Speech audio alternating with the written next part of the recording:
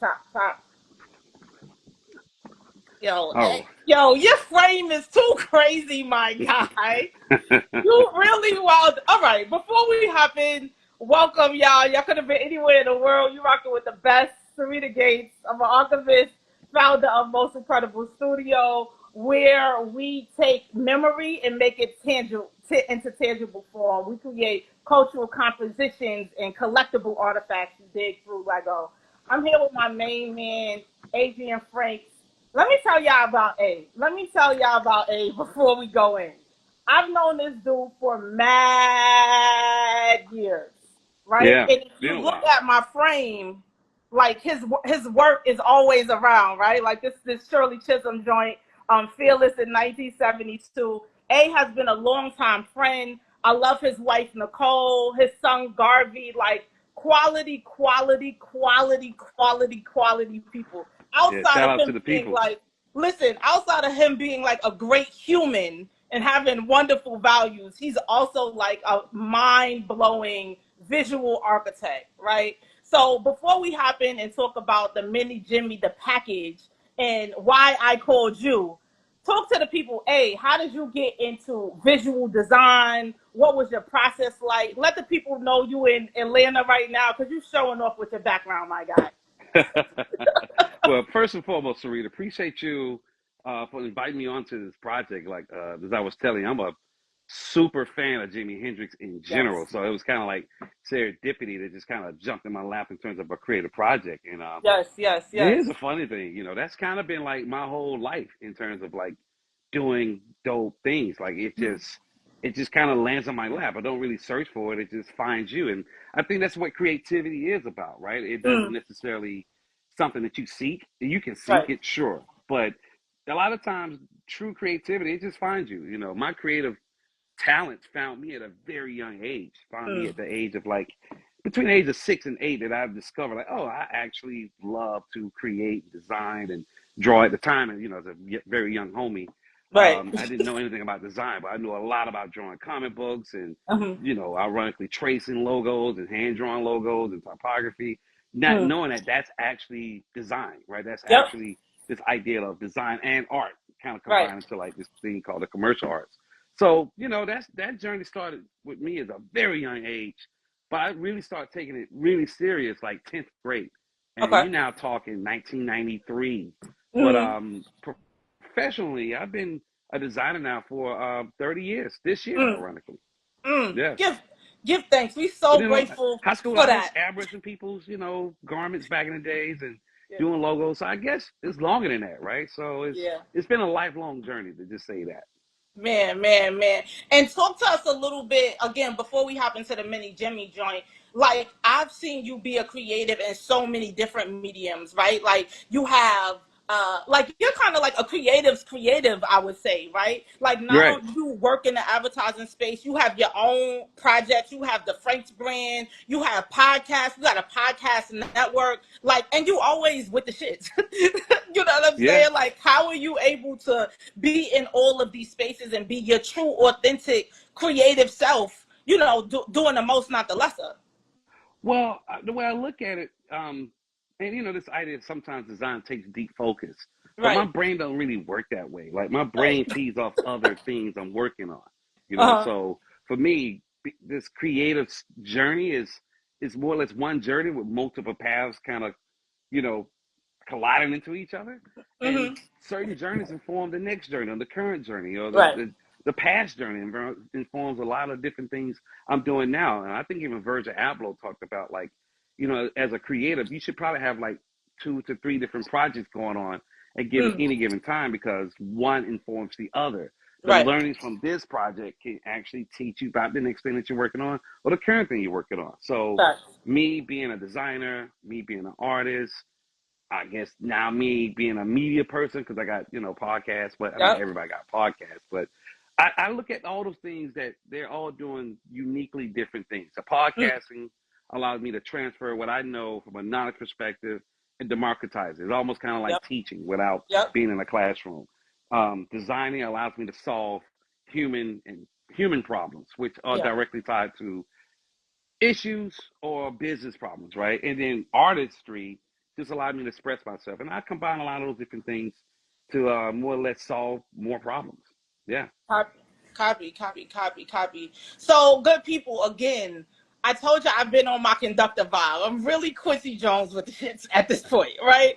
And so, when I was thinking about the crew that I wanted to bring together to kind of like join forces like Voltron to create this Mini Jimi set, I spoke to y'all last week. You know, I had reached out to my boy Adam, but one of the reasons that I reached out to Adrian, I reached out to Adrian for many reasons. One, I think how I got introduced to Adrian was through his work, right? Like I'm literally a collector of A's work.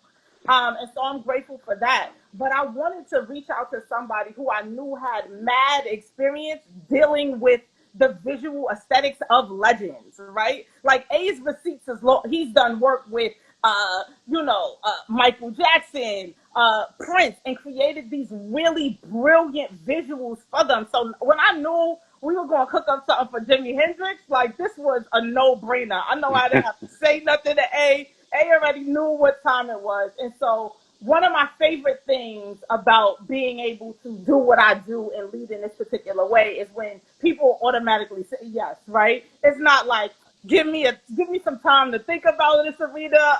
Let me figure it out. It was just like I think I sent A text. Yeah, it was. It was a simple text. A simple text, yo, hey, I'm working on this project with the Hendrix Estate, with the Museum of Pop Culture. I need you to get in your, I needed you to get in your bag, and that's exactly what he did. I'm gonna show you some of the visuals that A created with this brilliant box. I must say so here, and then we're gonna go into kind of like the process. Let me open it up, y'all. Oh my God, Oh, Jesus. wow. There it is. Yeah, Yeah. it's levels. Let me get some of these pieces out here. We got the booklet, but here is the box. Boom! Like, come on, you Yeah. can And box. I mean, You can frame the box. yeah, when you hit me up about this project, I just didn't want to be just packaging that holds pieces because Right, the pieces, once you put them together, it's this beautiful mini sculpture of Jimmy. right. And that's art, right? That's art and that's design. And that takes a lot of thought and intentionality. I Yep. wanted the packaging to be designed, obviously, that's going to transport something and command attention, but I also Right. want it to be art. And, as we were working on this project, I didn't know that Jimi Hendrix was a visual artist Yep. until we got a chance to review some of the things within the archive and just some of his sketches. I'm like, oh, hold up. So not only was he a musical genius, Yep. this guy's a phenomenal visual artist. Like, I mean, I didn't know. I'm sure Right. some other people knew, but because that was never the focus on his talents. His talents was always music and the Yep. sound, but the Yep. visual arts of him was like, damn, it's very compelling. I figured, like, okay, is there a way that we can bring some of that art into this work, because Right. it's just too monumental to just be sitting on a server somewhere. Like, I mean, more of the world should see it. And I figured, packaging allows for us as creative to create these canvases essentially Hmm. that can be unfolded. You can frame them. You can do whatever you want. So packaging goes from like a design piece that serves the purpose of shipping and Yep. commanding attention from marketing, and then you unfold it. It's like an art piece all of a sudden. So Literally. it kind of does both. And that was like the thinking with this. Like, is there a way to bring art and design into this at the same time?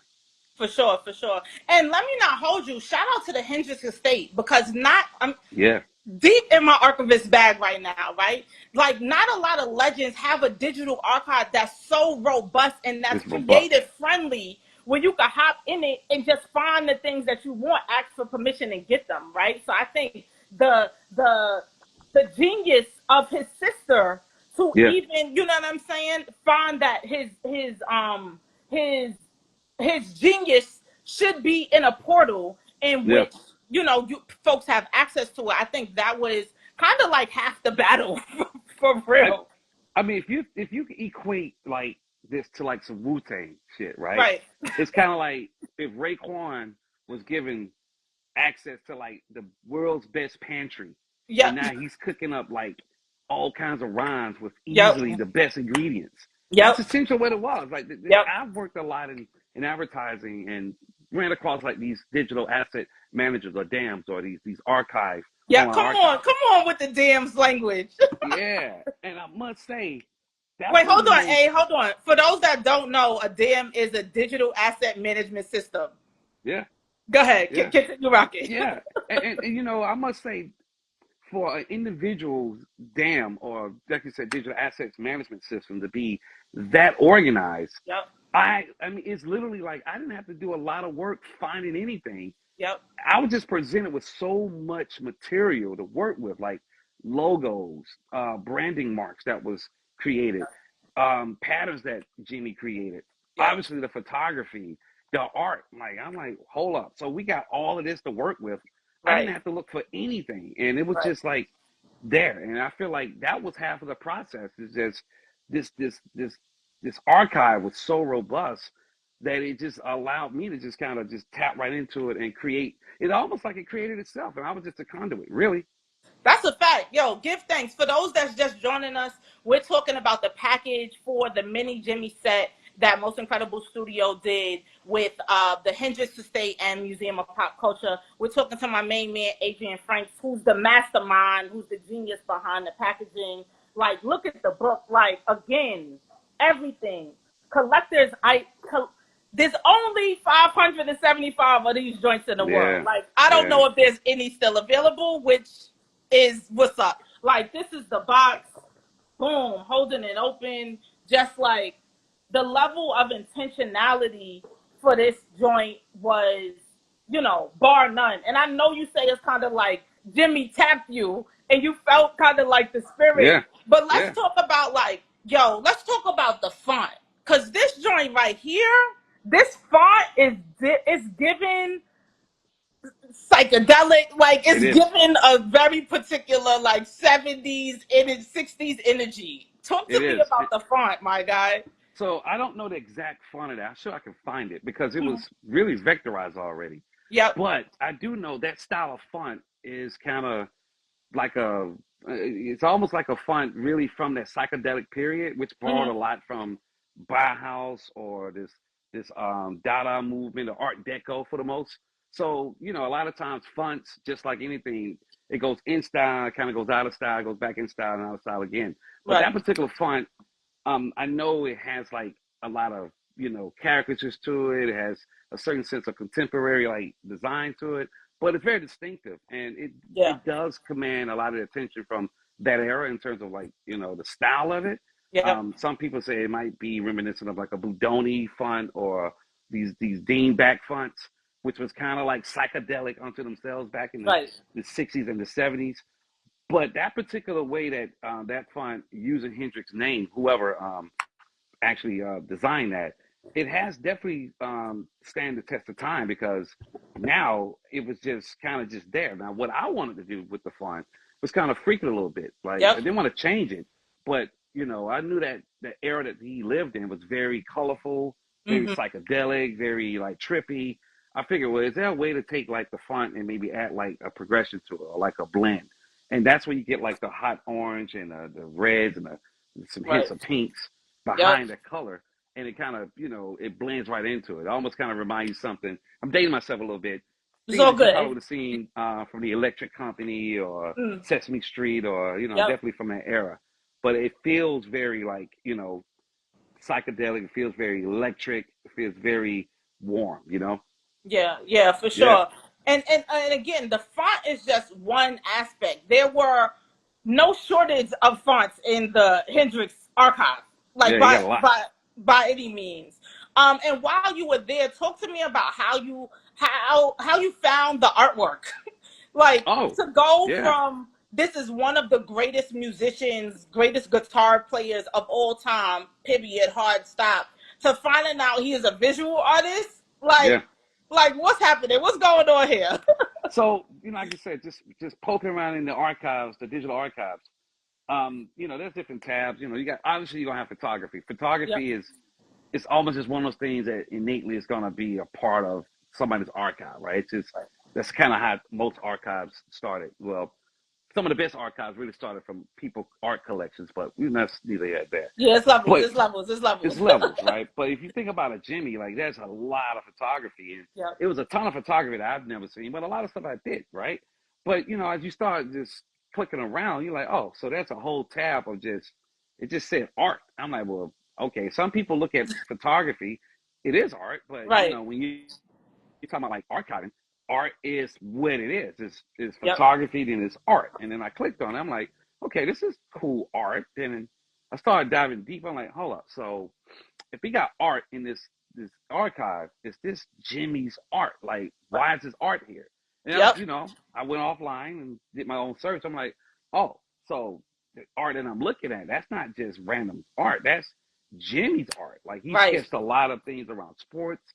Yep. He did a lot of things that was kind of like abstract, things that were very like, you could say psychedelic, but definitely he sketched a lot of sports stuff. Mm.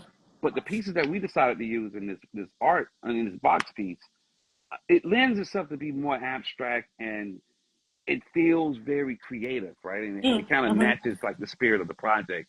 And That's a fact. I wanted something that was going to kind of like complement the actual color of the box, which I'm Yep. sure we're going to get into that shortly. Bruh. But I wanted something that would kind of give like this tension. Like you have the color of the box when you open, it's like I don't know, you get like this vibrant reveal when you open the Yes. box and you see like it's art, it's design, it's the pieces, it's a write up. Like, it's kind of like walking into a party. The party is like kind of quiet on the outside. When you walk in, it's loud. It's people having fun. It's people drinks everywhere. It's like that. You open up the box and all of a sudden now you in a Jimmy experience. So that was the idea Lit- around looking for the art or using the art in that sense. Literally, literally. I mean, I think I love one of my favorite things of all time is working with creatives that listen, I can't tell you how to get to the thing. I know the thing when I see it though, right? Right. But the only thing that I have for you, I was like, yo, we need to make the box purple. Cause I mean, Yeah. duh, no brainer. Yo, let me tell y'all what A put me onto. I didn't know. Like I knew Pantone. I knew it was a thing, but I didn't know it was a thing. Like Yeah. The thing. 975 different purples, 47 red. Like the relationship that Pantone has to have with the printer to ensure that you are getting your purple haze purple, Yeah. to ensure that you are getting your uptown red. Like it's wow. It Yeah. I got put on. I was watching documentaries about Panther. Like it's different. It's different. Talk to listen. A sent me mad swatches, Yeah. mad purples. Yeah. I did. How did we choose the purple, my man? Well, it's funny because, I knew that the uh, way you were going to print the box. I said, well, we need to potentially go with a Pantone, right. even if we still print the box CMYK, right, which is, Yep. the printing inks. But Pantones allows us to have a better discussion with the printer. So you at Yes. least get closer to the purpose that we're going for, Yep. So, almost every brand in the world have a particular color, and that color is going to be the same worldwide, wherever it's printed, right? And, Yep. we do live in a different world now that we're in the digital world, but nonetheless, Pantones, it's a color matching system Yeah. that allow or PMSing, that's what it stands for, that basically allows you to make sure that whatever color that's part of your brand is Hmm. consistent from one location, one printer to the next. Yep. And there's like other different types of matching systems out there when it comes to printing colors. But Pantone is the most obviously, robust and the most famous. I mean, not, and this is not an ad in there like that, but it's Right. literally tools that designers use. Like when you're a fashion designer, interior designer, what used to be called a graphic designer, or we just now say a visual designer. Right. Most of us have used Pantones to just make sure that we're ensuring that we're getting the right color. Now, Yep. this Jimmy, I played around with it like a couple. Try purple that's a little bit more vibrant. Do we go Yep. with a purple that's kind of like non-glossy, or something that's kind of matte? Do we go with something that's a little matte and kind of not glossy? So, or glossy or something in between. So we Yeah. played around with about 6 or 7 different purples before we got to the one that we liked. And Yeah. I found out like, okay, so we're gonna have to print this box a little bit more CMYK. Because if you know anything about printing, if you add a Yep. Pantone color to your CMYK, that's considered a fifth color. And that gets a little expensive. That gets very expensive, actually. And, the brands can pay for this. They can pay for Right. multiple Pantones. But Right. wanted to kind of keep the cost down. So we at least got to a very good place in terms of what Pantone we chose, and Hmm. then we basically I turned into a CNYK, and it came out pretty well, you know. And we know we had to go with a purple. Like it only makes sense. And I feel like that was like the creative brief. Like Purple Yeah, Haze makes sense, literally. but it couldn't be the purple that Prince used. Now I know Prince probably got his Correct. purple Correct. inspiration from Jimmy, but Prince has a very distinctive purple. It's Yep. very subdued. It's very fashionable. I knew that Jimmy's purple was going to have to be a little bit more vibrant and just kind of pop, you know? Right, right, right. Yo, the levels we've talked about the fonts. We've talked about the brilliance that is the Hendrix digital archive and their damn system, digital asset management system. We talked about the artwork, choosing a purple. Was there anything? I know you was listening to the Jimmy joints Oh while yeah, making this oh happen. yeah. Was I there mean, anything else that like was inspirational to you during this process? I mean, this is after I sent you the renders of what the set looked like, created yeah. by Adam. Like, was there anything that you was like, oh, this put the battery in my back different than Energizer? Well, I mean, you know, we are in the new world now that media is pretty accessible. So even in my old studio, I would have a TV just set up somewhere and be playing like videos. And Right. back in the day, you playing like DVDs or you're playing like those joints. But now, Mm, I just use YouTube, and YouTube is perfect when you just need to kind of get like some quick inspiration to just facts. watch old videos of people, especially of like a Jimmy. And he got a fan base, and they got tons of channels out there. So I would just let that rock and just kind of have that playing in the background and just watching and designing at the same time. So having multimedia aspect to this, as like a toolbox or almost like a visual magazine in terms of Right. YouTube videos, like that was always like a good inspiration. And obviously I'm still a magazine person when Yep. you can find them. I'll pull out some of my old Rolling Stone magazines and, Yep. thumb through them, Yep. Yep. and, then you got Google search. But I think the biggest inspiration besides the archives was definitely listening to the music and consuming videos on YouTube. For sure, for sure, for Yeah. sure, for sure. I'm like, is there anything that we didn't talk about for the package? I mean, it was again, this is my favorite type of work because Right. I end up working with people who know exactly what they are doing, which makes my life so much easier. Like we didn't have no hiccups for real. Like I think it was smooth sailing. How about you, eh? Yeah, I think I mean, it was smooth sailing. And I think what it was, Sarita, we got into a groove. We got into a Yeah, vibe, right? yeah, And I think the goal here was whatever we put out, it needed to be representative of the estate, yep, but more so, it need to make sure that it takes Jimmy's legacy and put it, in front and center, right? yes, yep, Knowing that this is a Lego package, a box that the end product is the pieces you put together to make this right, mini sculpture of Jimmy with the Lego pieces.